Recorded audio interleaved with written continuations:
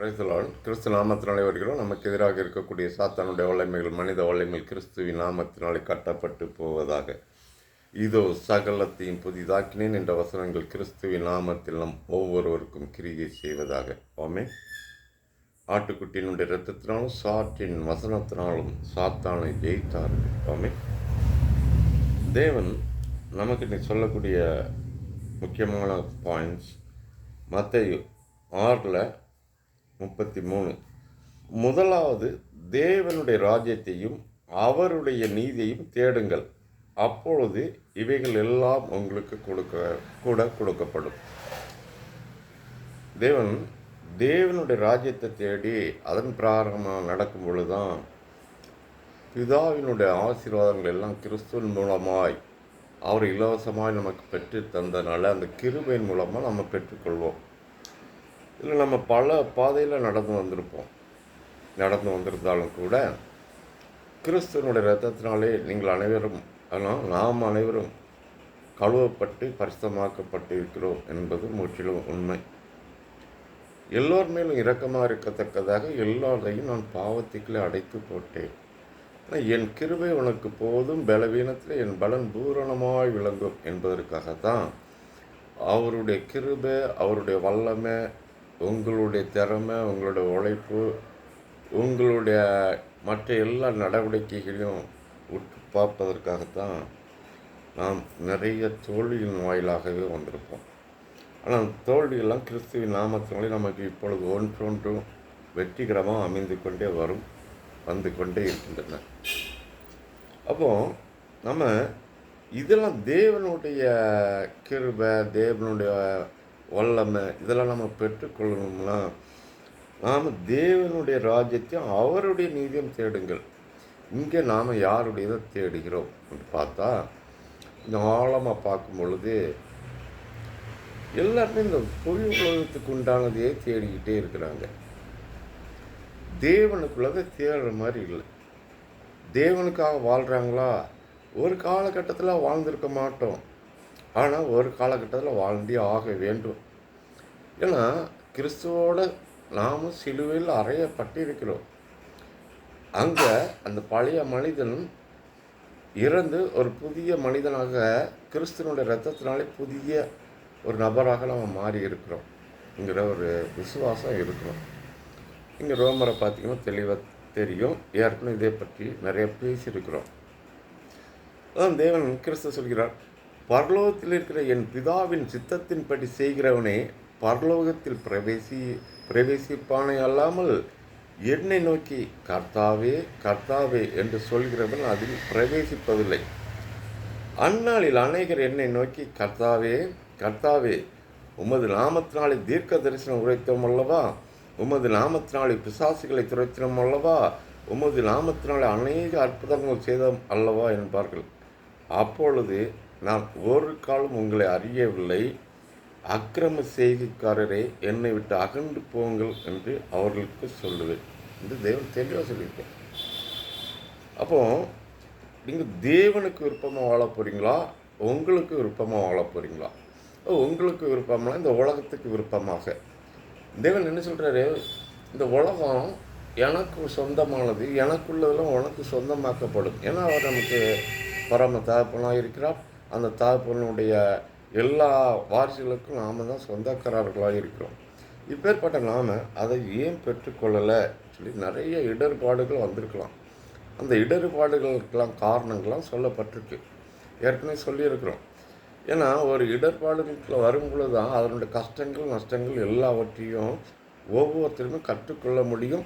நீங்கள் நாளைக்கு அந்த கேட்டகரிக்கு வரும் பொழுது தேவனுடைய ரிஃப்ளெக்டாக உங்களால் மாற்றிக்கொள்ள முடியும். அப்போது முதலாவது தேவனுடைய ராஜ்யத்தை தேடுங்கள். அப்படின்னா என்ன செய்யணும் அப்படி பார்த்தீங்கன்னா, மத்தேயு 5:45, இப்படி செய்வதனால் நீங்கள் பரலோகத்தில் இருக்கிற உங்கள் பிதாவுக்கு புத்திரராக இருப்பீர்கள் தெளிவாக சொல்லப்பட்டிருக்கு. அப்போது கிறிஸ்துவ என்ன சொல்கிறாரோ அதன் பிரகாரம் நம்ம வாழ்க்கையில் ஒன்று அபியாசப்படுத்தணும், அதன் பிரகாரமே வாழணும். நீங்கள் நிறைய தவறான பாதைகளில் இருந்துக்கிட்டு உடனடியாக டக்குன்னு சேஞ்ச் ஆகணும்னா அது ஒரு சில பேரால் முடியுது, ஒரு சில பேரால் முடியாது. ஸ்டெப் அண்ட் ஸ்டெப்பாக சேஞ்ச் ஆகிடுவாங்க, டோட்டலாக சேஞ்ச் ஆகிறாங்க. அதனால் தேவன் உங்களோட கேரக்டரையும் மாற்றிக்கொள்ள வேண்டும். உங்களுடைய இயல்புகள், உங்களுடைய நடவடிக்கைகள் எல்லாமே பார்க்கும் பொழுது வித்தியாசமாக இருக்கும். நீங்கள் இந்த உலகத்தில் வாழ்கிறீங்களா இல்லை தேவனுக்கு வாழ்கிறீங்களாங்கிற உங்களை நீங்களே சோதித்து கொள்ள முடியும். அதனால தான் மத்தேயு 5:44 நான் உங்களுக்கு சொல்கிறேன், உங்கள் சத்துருக்களை சிநேகியுங்கள், உங்கள் சபிக்கிறவர்களை ஆசீர்வதியுங்கள், உங்களை பயக்கிறவர்களுக்காக நன்மை செய்யுங்கள், உங்களை நிந்திக்கிறவர்களுக்காகவும் உங்களை துன்பப்படுத்துகிறவர்களுக்காகவும் ஜெபம் பண்ணுங்கள். இதை நாம் பண்ணுறோமா? அவன் ஒருத்தர் நம்ம சபித்தா நாம் அவனுக்கு அந்த சாபத்தை அவனுக்கு திருப்பி கொடுக்குறோம். மற்ற சரிப்பா நான் எப்படினாலும் இருந்துட்டு போடுறேன், நீ நல்லாரு. இங்கே ப்ளஸ் பண்ணக்கூடிய அந்த மென்டாலிட்டி இருக்கா, அந்த இயல்புகள் இருக்கா? இந்த இயல்புகளை வந்தால் தான் பிதாவினுடைய புத்திரராக நம்ம மாறிக்கொள்ள முடியும். அப்போ பிதாவினுடைய சித்தம் என்னங்கிறதையே நம்ம செய்யணும். அதனால் 46 சொல்லுது, உங்களை சிநேகிக்கிறவர்களே நீங்கள் சிநேகிப்பீர்களானால் உங்களுக்கு பலன் என்ன? ஆயக்காரரும் அப்படி செய்கிறார்கள் அல்லவா? உங்கள் சகோதரன் வாழ்த்தீர்களானால் நீங்கள் விசேஷித்து செய்கிறது என்ன? ஆயக்காரரும் அப்படி செய்கிறார்கள் அல்லவா? நீங்கள் ஒரு ஃப்ரெண்ட்ஸுன்ற எடுத்து பார்த்தீங்கன்னா, உன் நண்பன் 4 பேரை பற்றி சொல்லிடலாம், உன்னையை பற்றி சொல்லிடுறேன்னு சொல்லுவோம். ஏன்னா அவங்களுடைய இயல்புகள், கேரக்டர்கள் அப்படி தான் இருக்கும். இதே போல் தான் நம்மளுடைய கேரக்டர் எப்படி இருக்குது? உங்களுக்கு சிநேகிதனாக யார் இருக்கிறார் அப்படின்னு பார்த்தா, நமக்கு சிநேகிதனாக கர்த்தர் தான், இயேசு மாத்திரம்தான். அந்த இயேசுங்கிற சிநேகிதர் நீங்கள் வைத்திருக்கும் பொழுது நீங்கள் எல்லாவற்றிலையும் ஆசீர்வதிக்கப்பட்டு விடுவீர்கள். உங்களோட கேரக்டரும் இப்படி மாறிக்கொள்ள வேண்டும். ஆனால் அதுக்கு அடுத்த வசனம், ஆகையால் பரலோகத்தில் இருக்கிற உங்கள் பிதா பூரண சர்க்குணனாய் இருக்கிறது போல நீங்களும் பூரண சர்க்குணராய் இருக்க கடைவீர்கள்.